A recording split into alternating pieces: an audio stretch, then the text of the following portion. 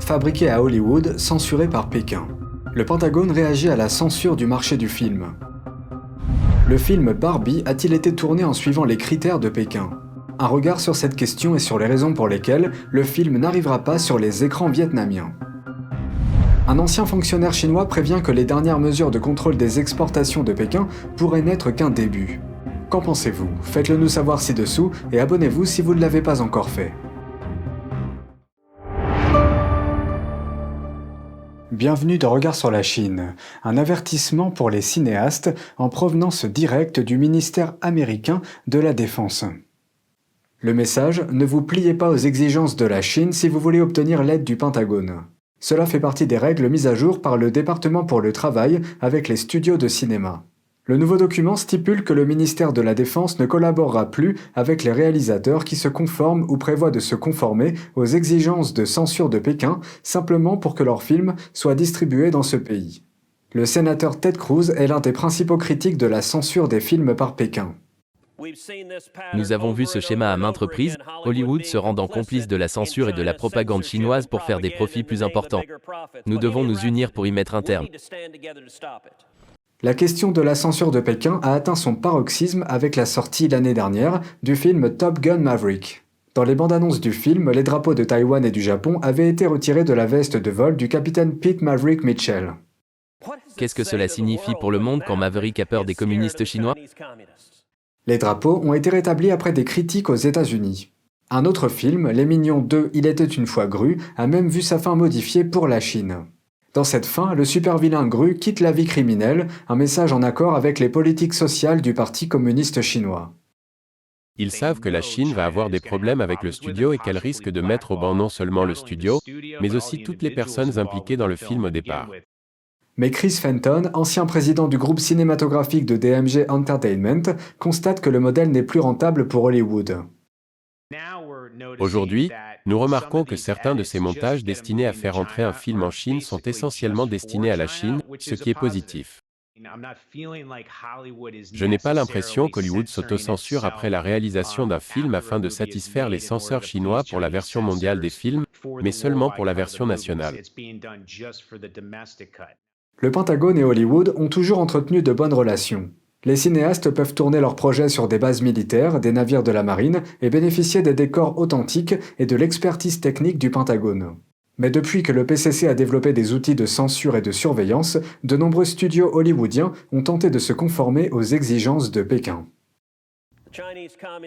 Le Parti communiste chinois investit des milliards dans la diffusion de propagande, même en utilisant des médias américains. Ils diffusent donc de la propagande en Amérique pour contraindre les studios hollywoodiens et les ligues sportives à s'auto-censurer, en menaçant de couper l'accès à l'un des plus grands marchés du monde. Le bureau de Ted Cruz a déclaré aux journalistes « La Chine veut contrôler ce que les Américains voient, entendent et, en fin de compte, pensent ». Cruz dit qu'avec les nouvelles directives du Pentagone, les dirigeants de studios pourraient choisir Washington plutôt que le Parti communiste et, je cite, « refuser le chantage de la Chine ». À quel point les censeurs de Pékin influencent-ils Hollywood? Une nouvelle superproduction en est un des derniers exemples. Le sénateur Ted Cruz s'en prend au film produit par Warner Bros. Barbie. Le film est interdit dans les cinémas vietnamiens. Pourquoi? Jetons un coup d'œil.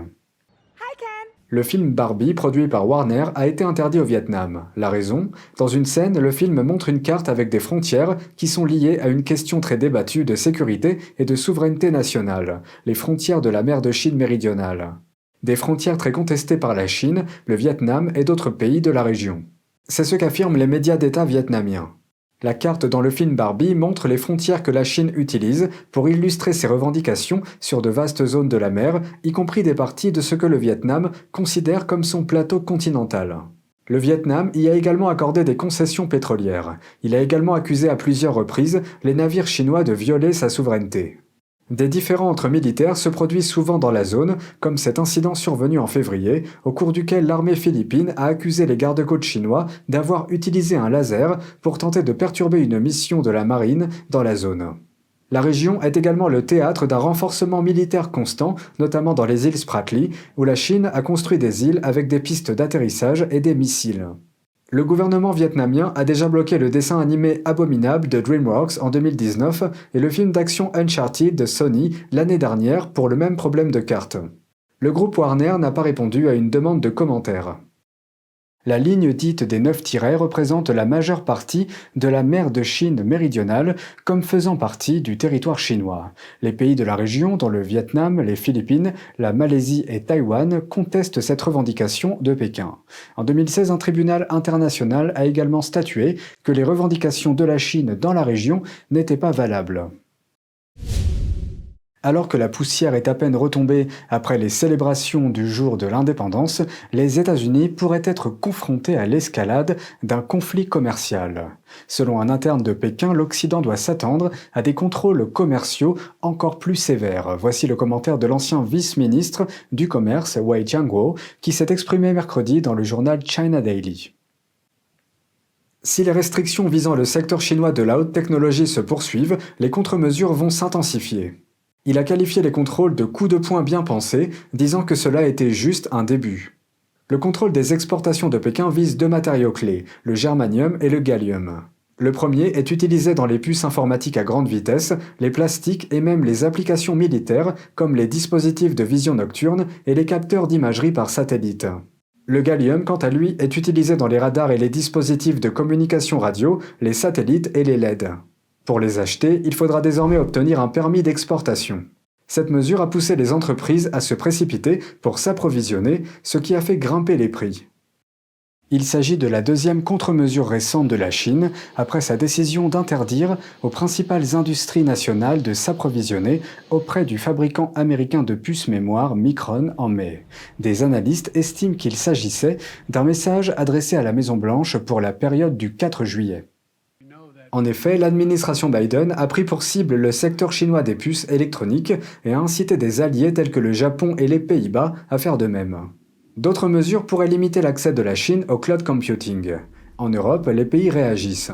Le gouvernement néerlandais a déclaré mardi que l'Union européenne devait répondre à la nouvelle règle de Pékin.